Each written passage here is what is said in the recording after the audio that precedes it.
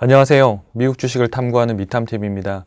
최근 미국 주식의 지수들이 상당히 조정을 좀 받고 있는 상태인데요. 지수뿐만 아니라 개별 종목의 주가 하락률도 상당히 지금 높은 편입니다. 그래서 뭐 대형주들도 엔비디아를 비롯해서 이런 기업들도 주가가 많이 떨어졌지만 중소형 성장주들 같은 경우에는 뭐 적게는 한 30%에서 많으면 한 50%까지 떨어진 기업들도 많이 나오고 있습니다. 그래서 이런 시점에서 저희가 전체적으로 시장의 포지셔닝을 어떻게 잡는 게 좋을지 이런 것들을 좀 긴급하게 점검하고 같이 한번 좀 데이터를 가지고 확인해 보는 그런 시간을 좀 가지고자 합니다. 일단 우선은 저희 사이트에서 이제 마켓 스코어를 저희가 보여드리고 있는데, 이 마켓 스코어가 여러분들 전체적인 현금 포지션이라든지 주식 포지션이 얼마나 늘려갈 건지 이런 것들을 파악하는데 굉장히 좀 유용합니다. 그래서 그걸 좀 활용하는 법을 좀 말씀을 드리려고 합니다. 지금 이제 어제 기준으로 보면 이제 마켓 스코어가 49점으로 지금 보통 상태에서 보면 보통 중에서 중간에서 약간 밑으로 지금 와 있는 상태인데, 사실 보통은 어떤 포지션을 잡기 쉽지 않은 건데, 보통은 언제 주로 되어지냐면 이 과역 단계에서 불안으로 내려가는 단계에서 이루어지거나 반대로 불안에서 이제 과역 단계로 올라가는 단계에서 주로 걸쳐지는 단계입니다. 그래서 어떤 흐름을 추세를 가는 방향인데, 최근에 2, 3개월 전에 이제 이 과역 단계에 있다가 얘가 지금 이제 쭉 내려가는 이런 형태이기 때문에 향후에 이제 가능성으로만 보면 좀 더 조정 가능성이 있다라고 보는 게 맞을 것 같습니다. 그리고 주식의 비중이나 현금의 비중으로만 보자면 지금 불안 단계에 있는 요 약간 하단하고 공포하고 요 사이에 있는 요 단계가 보통은 지수나 이런 부분들이 저점을 형성하는 보통 이제 그런 구간들이거든요. 그래서 그때가 주식의 비중들이 거의 한 90%, 100%까지 늘려가야 되는 구간들이고, 반대로 이제 오른쪽에 보면 이제 탐욕하고 과욕하고 사이에 있는 요 정도 구간들이 사실상은 도달할 수 있는 거의 이제 뭐 맥스 지수라고 보시면 거의 맞습니다. 그래서 그거보다 더 넘어가는 경우에는 완전한 엄청나게 많은 탐욕에 있는 시장이거나 과열돼 있거나 또는 공포에 완전 빠져 있는 시장인데, 이럴 때는 뭐 주식을 다 갖고 있거나 현금을 다 갖고 있거나 이렇게 반대로 갖고 계셔야 되는데, 일반적으로만 보자면 이제 여기서 말씀드린 네. 그림이 좀 자꾸 이상하게 나오네요. 네. 제가 좀 지우겠습니다. 네.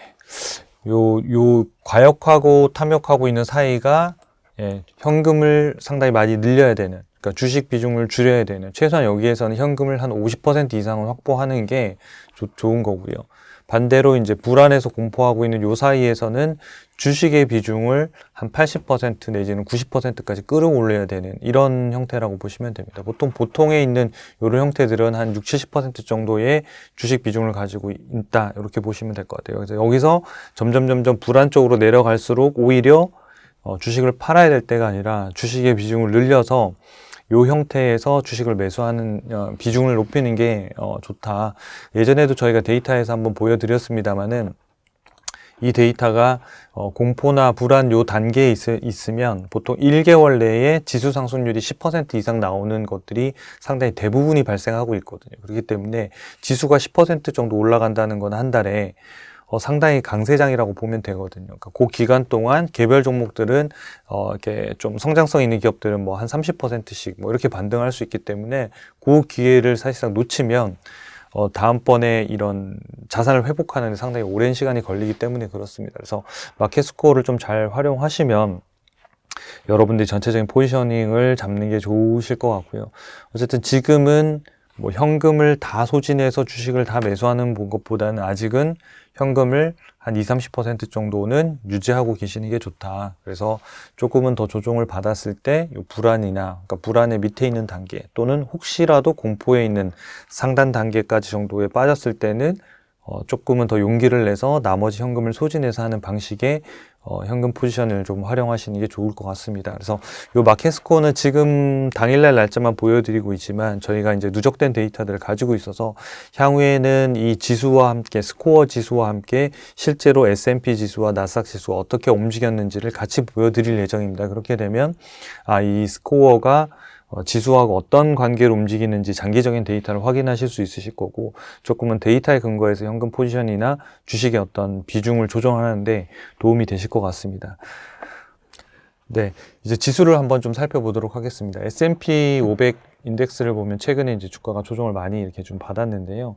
S&P 500 지수가 이제 121선, 우리가 보통 이동평균선 지지선이라고 하는 게 이제 61선, 121선이 지지선으로는 상당히 중요하거든요. 특히나 이제 121선이 깨졌을 때는 좀 현금 포지션을 급격히 조금 늘려놓는 것들이 좀 필요합니다. 그래서 지금 보면 121선을 깬 게 우리가 2024년도 8월달 요때 이제 급락했을 때 요때 시점을 제외하고 나면 그동안은 121선은 뭐 닿지도 않았었고 한 60일선을 깨지도 않은 상태에서 계속 이제 반등을 해왔는데, 최근에 이제 60일선도 깨지고 121선마저도 깨진 상태이기 때문에 상당히 이제 여기에서 이제 반등은 있겠습니다만은 좀 이렇게 요런 이때 8월 달처럼 강한 반등이 일어나지 않으면 상당히 좀 오랜 동안 조정을 받을 가능성이 좀 있는 상황입니다. 그래서 여기에서 5,950 요 포인트 정도까지의 반등의 어떤 시도들은 분명히 있을 건데, 거기가 빠르게 이제 8월 달처럼 이렇게 좀 올라와 줘야지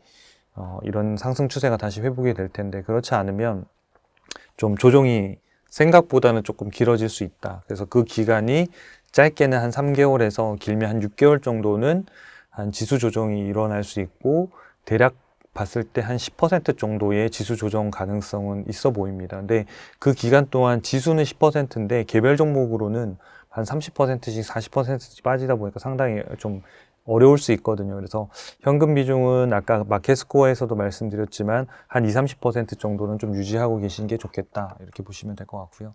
그 다음에 이제 나스닥 지수에서 나스닥 지수 같은 경우에도 똑같이 많이 깨졌습니다. 그래서 2월 21일 날이 60일선을 하향 돌파했고, 그리고 2월 27일 날이 이제 121선을 하향 돌파하면서 지금 18,285포인트까지 지금 떨어져 있는 이런 상태입니다. 그래서 지지선 자체가 17,800에서 18,000 사이에 요 정도 사이에 지금 있기 때문에 마지막으로 지지할 수 있는 부분이 있습니다만은 어쨌든 하락 추세로 이어지고 있는 거는 분명하다. 그래서 지금 현재 깨진 초창기이기 때문에 빨리 반등했을 경우에는 상승 추세로 회복되는 속도가 빠르겠지만, 그렇지 않았을 때는 조금은 조정이 길어질 수 있다라고 보고, 그러니까 섣불리 현금을 그러니까 현금을 줄여서 주식을 사시는 것보다는 충분히 기회를 기다리시는 것도 좀 좋으실 것 같아요. 그래서 아까 마켓스코어를 좀 참고하셔서 마켓스코어에서 탐욕이나 또는 이런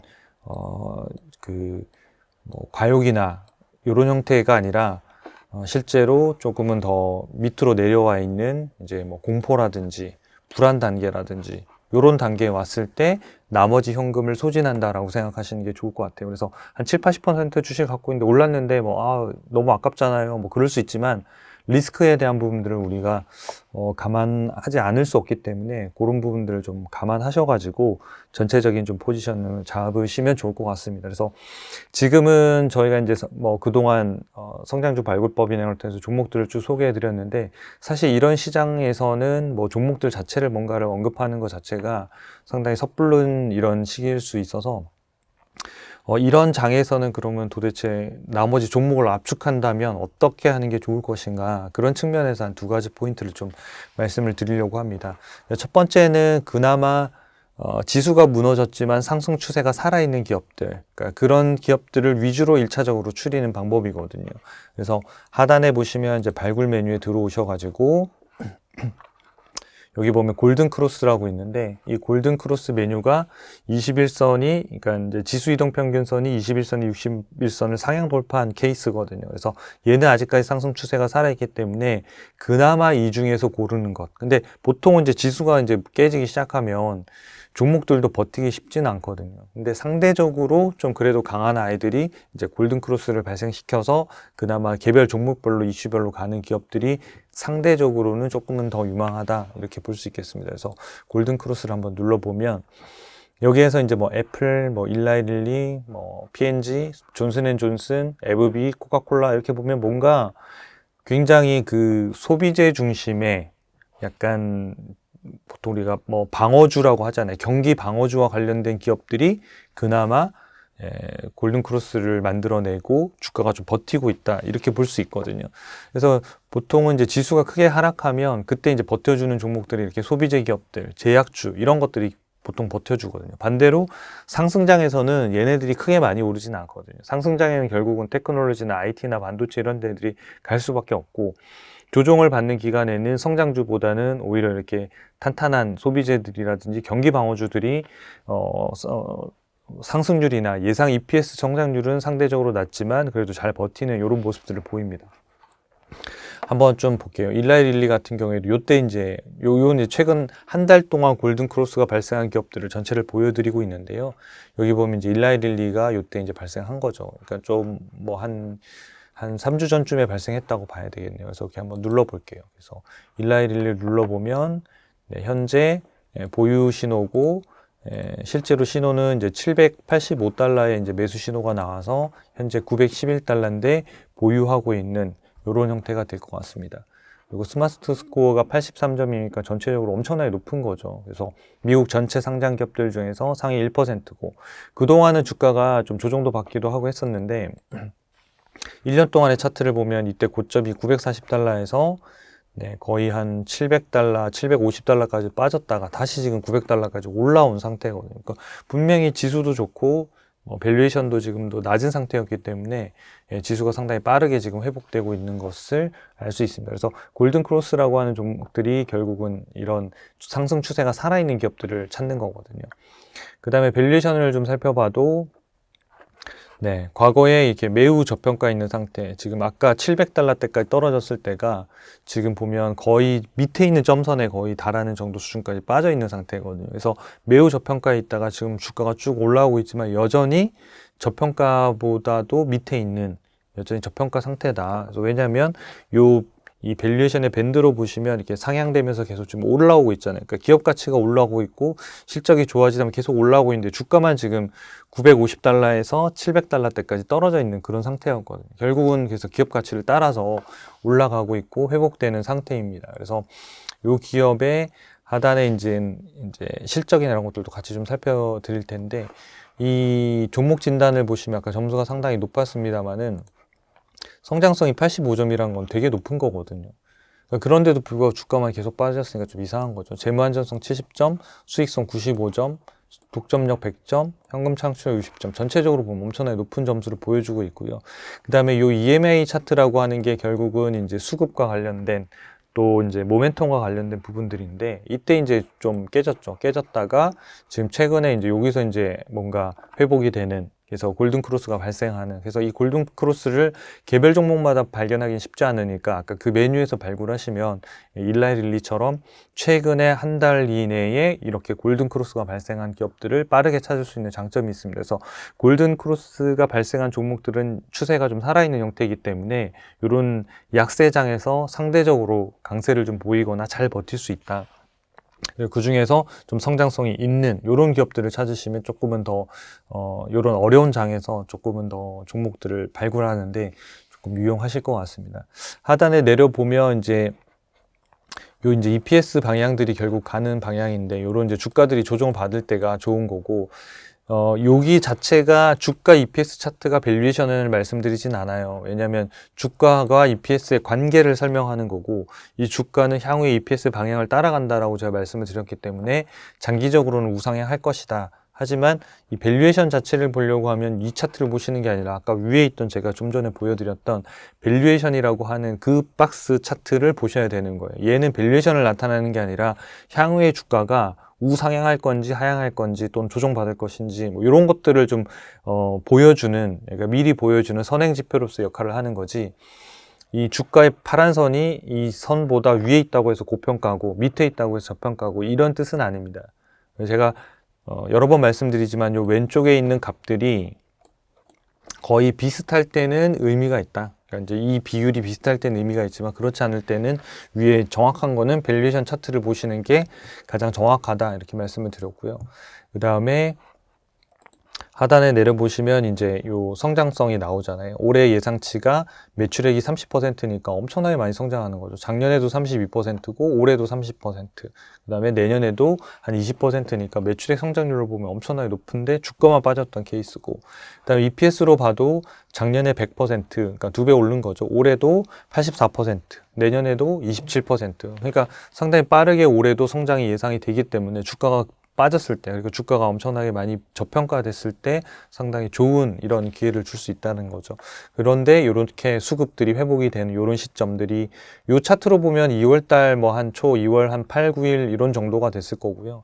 그러니까 매매 신호로 보면 1월 27일이니까 그거보다는 훨씬 더 빠른 편이죠. 그러니까 매매 신호가 나오는 게 EMA 차트로 나오는 것보다는 훨씬 더 빨리 매매 신호가 나온다고 보시면 됩니다. 그래서 여러분들이 이 골든 크로스에서 발생한 종목을 가지고 좀 찾으시면 주가가 떨어지고 있는 추세가 아니라 올라가고 있는 상승 추세가 강화되고 있는 종목들 위주로 보실 수 있기 때문에 여러분들이 그 메뉴를 활용하시면 조금은 더 이런 어려운 장에서 상승 추세가 강화되고 있는 이런 기업들을 좀 발굴하실 수 있을 것 같습니다. 그래서 이 메뉴를 통해서 여러분들이 조금은 어려운 시기를 좀 잘 이겨내는데 종목 발굴하시는데 도움이 되시면 좋겠습니다.